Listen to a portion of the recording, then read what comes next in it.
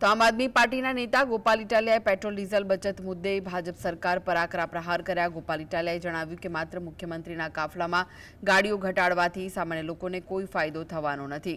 તેમણે સૂચન કર્યું કે સરકારી કચેરીઓમાં વોટ્સએપ અને મિસ કોલ જેવી સુવિધાથી કામ થાય તો અબજો રૂપિયાનું પેટ્રોલ બચી શકે છે।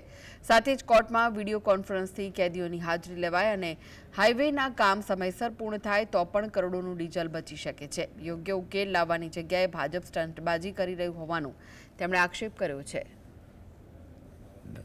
ભાજપના રાજમાં તાલુકાની સરકારી ઓફિસોમાં બેઠેલા સાહેબો જો જનતાને ધક્કા ખવડાવતા બંધ થઈ જાય તો અબજો રૂપિયાનું ડીઝલ અને પેટ્રોલ એક મહિનામાં બચે એમ છે।